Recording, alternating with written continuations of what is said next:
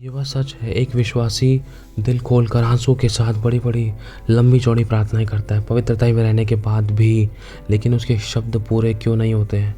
अगर हम पुराने समय के प्रभु के अभिषिक्त नबियों को, भविष्यद्वक्ताओं को, प्रेरितों को उठाकर देखें, तो वो अपने शब्दों की इतनी चौकसी करते थे कि उनको इतना तक पता था कि मुझे पता है कि अगर मैं बात करते-करते भी कुछ बोलूँगा ना, तो वो पूरा हो जाएगी। इसीलिए वो अपने शब्दों को नपे-तुले रखते थे, जैसे कि यीशु ने अपने शब्दों को नपा-तुला रखा, क्योंकि यीशु की एक-एक बात पूरी होती थी। इसी प्रकार से जो पुराने नबियों के अंदर परमेश्वर के वचन के प्रति, अपनी ज़ुबान के प्रति गंभीरता थी और डर था, और इतना गंभीर रहते थे परमेश्वर के नबी लोग, प्रभु के अभिषिक्त लोग, कि हाँ, अगर मेरे मुँह से कोई ऐसी-वैसी बात निकल गई तो वो पूरी होगी, इसलिए मुझे अपनी ज़ुबान की चौकसी करनी है और कहीं मैं इस अभिषेक को खो ना दूँ। लेकिन आज अभिषिक्त भी वही है, परमेश्वर भी वही हैं। मेरे भाइयों और बहनों, आप और मैं अभिषिक्त हैं। कहने का मतलब आप और मैं, हम परमेश्वर की ओर से अभिषेक किए गए हैं। माँ के गर्भ ही से परमेश्वर ने हमारा अभिषेक किया है, हमें भविष्यद्वक्ता ठहराया है। लेकिन आज हम कितनी प्रार्थनाएँ करते हैं, दिन और रात प्रार्थनाएँ करते हैं, रोते हैं, बिलखते हैं, आँसू बहाते हैं, प्रार्थनाएँ करते हैं, उपवास रखते हैं। आज प्रभु भी वही है और मनुष्य भी वही हैं। मतलब आप और मैं परमेश्वर की ओर से भविष्यद्वक्ता हैं। हम माँ के गर्भ ही से रचे गए हैं और प्रभु ने हमारे सर पर अपना तेल मढ़ा है, तेल उडेला है और हमें जातियों पर भविष्यद्वक्ता ठहराया है। लेकिन फिर भी हमारे शब्दों के द्वारा वो काम क्यों नहीं हो रहा जो पुराने समय के भविष्यद्वक्ताओं के द्वारा काम होता था? क्या प्रभु बदल गया? नहीं, वो खुद नहीं बदलता, लेकिन दूसरों को बदलने की सामर्थ्य रखता है। मेरे भाई और बहनों, जब परमेश्वर के भविष्यद्वक्ता कुछ भी बोलते थे, चाहे वो वार्तालाप ही कर रहे हैं, चाहे वो ऐसी नॉर्मल बात कर रहे हैं, उन एक-एक शब्द को परमेश्वर पूरा करता था, उनकी भविष्यवाणियों को और उनके एक-एक कहे हुए शब्द को परमेश्वर कभी निष्फल नहीं होने देता था। लेकिन आज हम बड़ी लंबी-चौड़ी प्रार्थनाएँ करते हैं, प्रार्थना करते हैं, उपवास करते हैं, हाथों को हिलाते हैं, गैर भाषा करते हैं, बहुत कुछ करते हैं, एड़ी-चोटी का ज़ोर लगाते हैं, लेकिन फिर भी हमारे कई बार शब्द पूरे नहीं होते। कई बार हमें अपनी प्रार्थना भी शक होने लग जाता है। इसका सबसे बड़ा कारण क्या है? पुराने समय के परमेश्वर के लोगों ने अपनी ज़ुबान की चौकसी की, क्योंकि उनको पता है कि जो अपनी ज़ुबान की चौकसी करेगा वो अपने प्राणों की रक्षा करेगा और दूसरों के प्राणों की रक्षा करेगा। क्योंकि लिखा है, जीव के वश में जीवन और मृत्यु दोनों हैं, जो इसे काम में लाना जानता है वो इसका फल भोगेगा।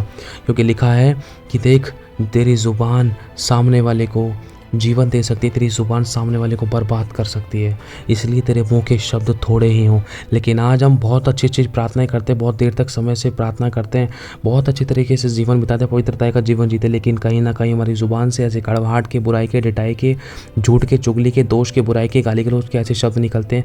हंसी मजाक के, निकम्मी, व्यर्थ की, फालतू के, ठट्ठे वाली बातों के लिए आज हमारे शब्द निकलते हैं, जिसके कारण हमारा वो भरा हुआ अभिषेक निकल जाता है, खो जाता है, उसके अंदर पाप का छेद हो जाता है, जिसके कारण हमारे शब्द सिर्फ खोखले हो जाते हैं।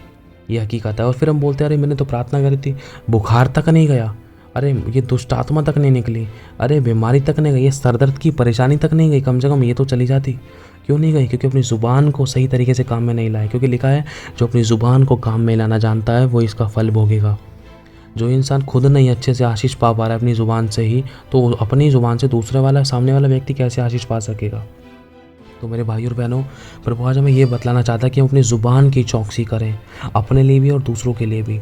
हमारे शब्द नपे-तुले हों और हम ठट्ठों की मंडली में ना खड़े हों, ठट्ठों वाली बातें ना करें, निकम्मे व्यर्थ के हंसी मजाक ना करें, ना अपनी ज़ुबान को सींच के लिए दें। अगर गलती हो भी गई, आज पश्चाताप करके आगे बढ़ें, क्योंकि तेरी ज़ुबान में जीवन है और प्रभु तेरे एक एक शब्द को पूरा करना चाहता है जो भला है, जिससे तेरी भी ज़िंदगी में बड़े-बड़े काम हो और दूसरों की भी ज़िंदगी में बड़े-बड़े काम हो। लेकिन तेरी ज़ुबान कहीं ना कहीं फिसल जाती है और शैतान तेरे विषय को ख़राब कर देता है। तेरी ज़ुबान के द्वारा तूने बहुत कुछ खोया। अब और कुछ नहीं हमारे पास खोने के लिए, लेकिन प्रभु चाहता है कि हम करेक्ट करें। करेक्शन नहीं तो परफेक्शन नहीं। इस बदलाव की ज़रूरत है। प्रभु तो स्वयं चाहता है। प्रभु ने कहा, जैसा तो बोलेगा वैसा हो जाएगा। अब प्रभु ने तो खुद कह दिया, मैं तेरे मुँह के फल का सर्जन आ रहा हूँ। लेकिन हम बोलते, प्रभु मैं तो ये प्रार्थना कर दी, वो प्रार्थना कर दी, ये मैंने बोल दिया, ये भविष्यवाणी कर दी, लेकिन ये पूरी नहीं हुई। सामने वाले का विश्वास कैसे बढ़ेगा? अब उसका क्या, कई बार हमारा ही विश्वास टूट जाता था। क्यों? क्योंकि हमारे खुद के शब्द गलत थे और हम इस बात को जांच ही नहीं पाए कि हम यहाँ पर गलतियाँ कर रहे हैं। कई बार हमको अपनी गलतियों का ही पता ही नहीं चलता था, गलतियों का ही एहसास नहीं होता था।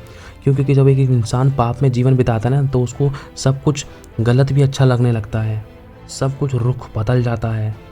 इसीलिए क्यों? क्योंकि जब वचन की संगति हटती है ना, तो वचन हमें कायल नहीं करता है, वचन हमें करेक्ट नहीं कर सकता। क्यों? क्योंकि वचन तो हमारे अंदर से निकल चुका है, वो बुरी संगति हमारे अंदर भर चुकी है। वो बुरी संगति वचन को भी तोड़ मरोड़ के अपने लिए, अभिलाषाओं के लिए तैयार कर देती है। वो गंदी दुष्ट आत्माएं ऐसी होती हैं जो हमारे अभिषेक को ख़राब करती थी। इसलिए इस खमीर को निकालना ज़रूरी है, इस बुराई, इस कमी को निकालना ज़रूरी है।